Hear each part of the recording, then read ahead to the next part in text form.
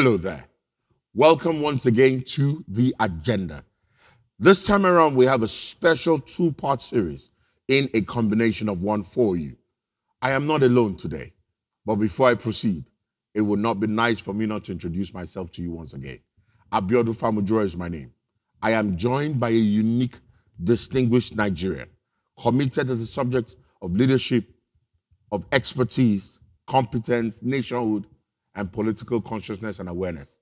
Olumide Ibikunle is his name. And we shall be talking about a topic, I Wan Sabi. Right. I Wan Sabi presupposes in the Nigerian lingua, I want to know.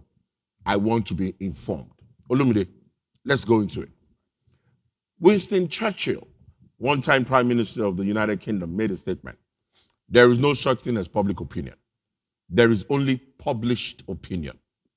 What do you believe are the benefits and drawbacks of media in terms of citizens' political awareness? And let me add, consciousness. What are the drawbacks of citizens' political awareness and consciousness, the benefits and the drawbacks in relation to media? In relation to the media, prior to the recent dispensations, the media has always been seen as a tool of propaganda by the government, right? Governments of the day typically hijacked traditional media, the radio, the TV, The newspapers, right, to push whatever they wanted to push as propaganda, right? It's 2022, we're in the 21st century, and a lot of that has changed because there's been some sort of democratization of media. Everyone has access to the media now. I was reading a report recently that said that about 70% of Nigerians between ages 18 and 30 have access to the internet. And about, of that group of people, about 20% of Nigerians generally have access to Twitter. Now, it seems as though governments across the world, in fact, everyone is now recognizing social media as a tool for positive change, a tool for political participation, a tool for political discussions, right? And that's not lost on our nation, Nigeria. You want to push an agenda, what does media do for you? Media amplifies your voice. I'll take us back briefly to an incident that in Nigeria in the last couple of years, the NSAS protests. We saw how millions of unique impressions garnered support from all over the world, right? You had international celebrities, you had Nigerians in the diaspora waking up to the reality that this was our country and we needed to take it back.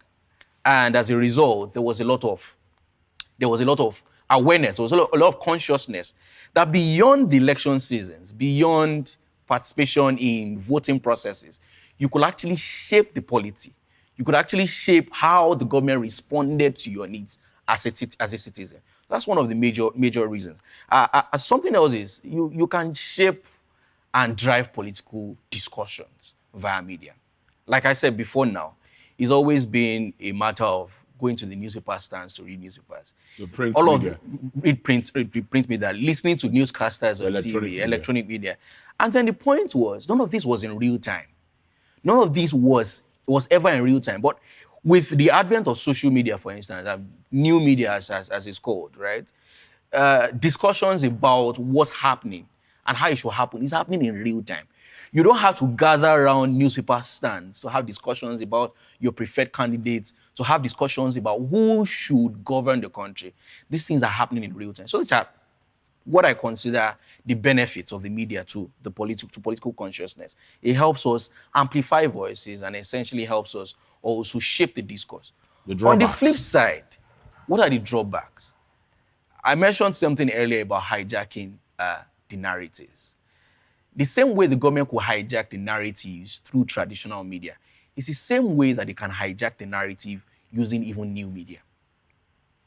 When there is a certain consciousness amongst the governed, that is the electorate, in recent times, it seems as though a lot of young Nigerians are beginning to pander towards a particular candidate who seems to serve their interests better than the supposed old guard.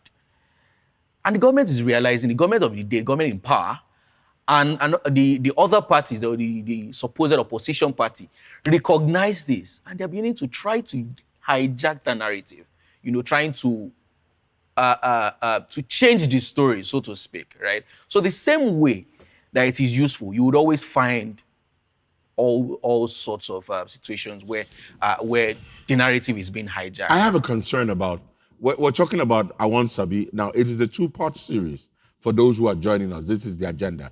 And we will be talking about Wan Sabi, and we'll also be talking about playing your part. You see, Wan Sabi, like I mentioned earlier, is a Nigerian colloquial English expression of Pidgin English. It means I want to know. When people desire to have information, in the quote I mentioned, is published opinion, not public opinion. There is a weaponization of fake news, alternative reality. A very unfortunate incident happened recently in the country.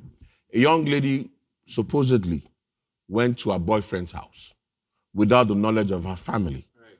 She traveled a distance and went to her boyfriend's house. To cover up the misdeeds, I think she must have exceeded her curfew. She sent a communication on social media. She said she was kidnapped with a group of other people. Some persons began to condemn the Nigerian police, condemn the Nigerian security system.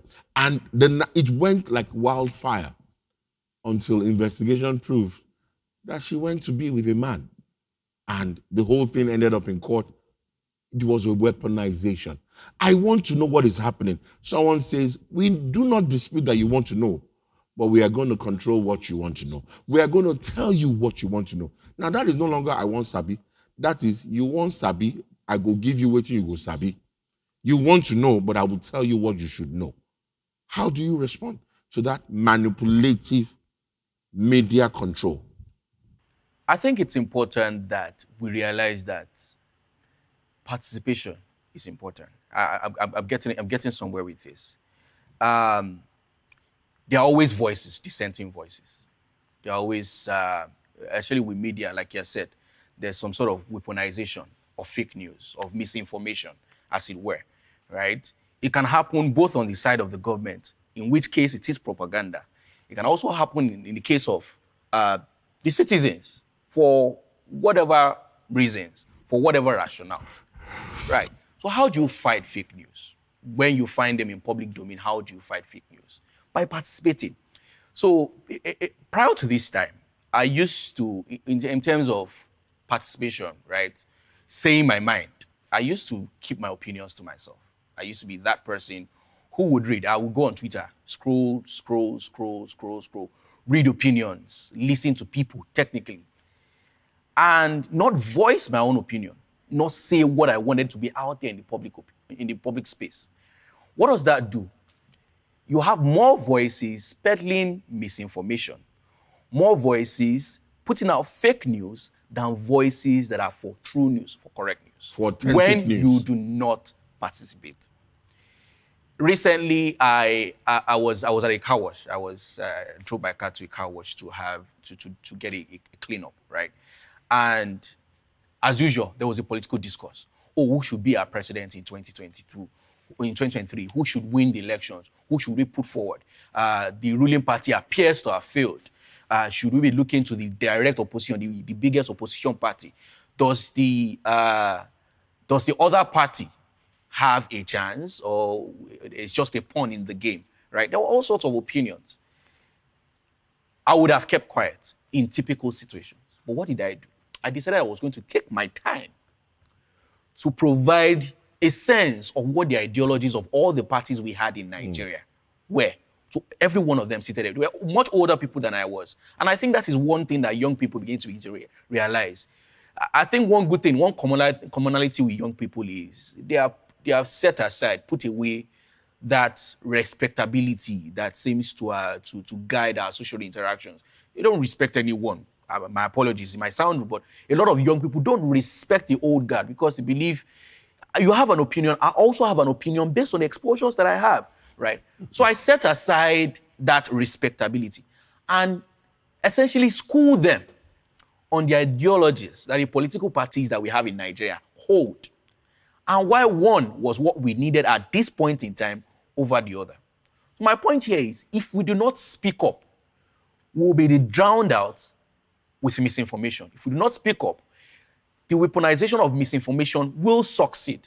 And so that's why when you have an opinion that you think will contribute to public discourse, you have to air them, whether on social media or in physical spaces. There is a question I must throw at you. Bad news sells, good news makes no difference. So what happens is that I want to know what this person is doing. But at the back of my mind or within the consciousness, just tell me this person is not doing anything and I'll be okay. Not the fact that this person is doing something, because the citizens need to be able to hold political office holders accountable using the media, using new media, using all forms of legal platforms to engage them. But they don't want to know. It is easier for some persons to say, this is the bad news, and they move. That's why fake news, there is what we call verifiable fact. Very few people want to verify. Some person will, I'll tell you a very hilarious story. It was during a Christmas season, and Christmas was approaching. I sat down, and I wanted to share an authentic communication. So I crafted an authentic message on WhatsApp, and I sent it to selected number of persons. Do you know what happened? It went away and came back 3 days later to me from a completely different source. And I said to myself, this is what I created. Some person somewhere is sitting behind a keyboard. Did not even bother to edit it. Did not look at what is the news. For example, they say, 5 people recovered on Lagos-Ibadan Expressway, escaped unhurt. Someone said, that's not news. News should be 48 died, 4 beheaded, 2 babies. And then they push it out. There is no engagement of political office holders in that situation. Before you respond, we need to go on a short commercial break. When we come back, he will be responding to the subject matter of holding accountable the political office holders, those in governance and leadership, with the accurate application of verifiable, authentic news. This is still the agenda. Talk to you soon.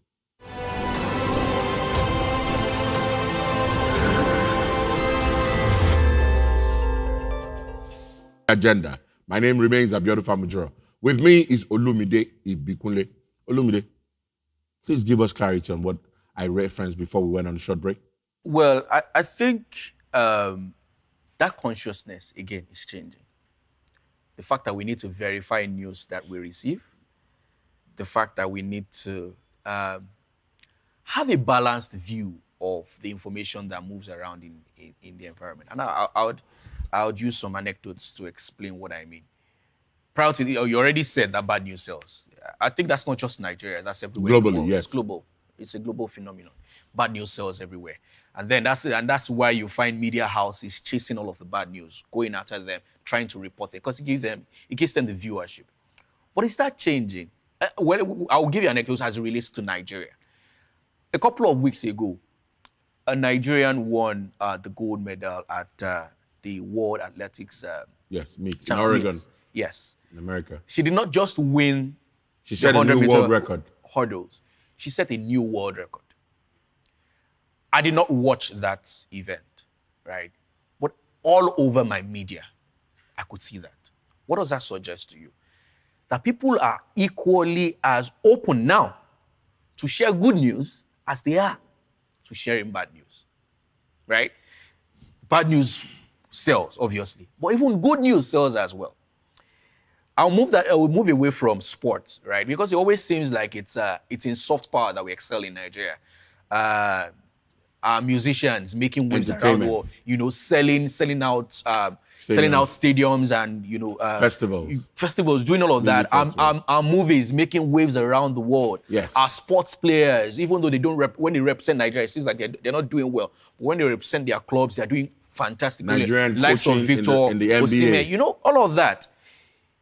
There is good news, and we are as happy to sell these things as we are to point out to the bad news. Concerning the good news part, right. Don't forget what you're going to say. Let me just chip this in.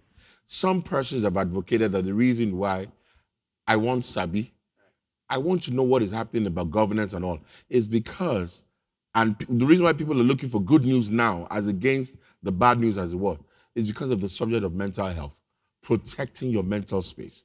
Some persons have made up their mind, if it is negative, if it is destructive, I don't want to be a part of it. Well, we agree with that. I mean, I agree with that to a very large extent. But I still maintain my position. I mean, again, it's my position on this matter, that we are equally as open.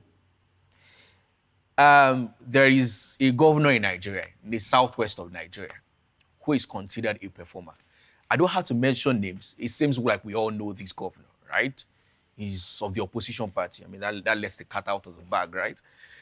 And as much as Nigerians want to share the fact that the Accountant General absconded with over 100 billion naira of our commonwealth, they're also open to sharing the fact that this governor commissioned 5 projects in one day, right?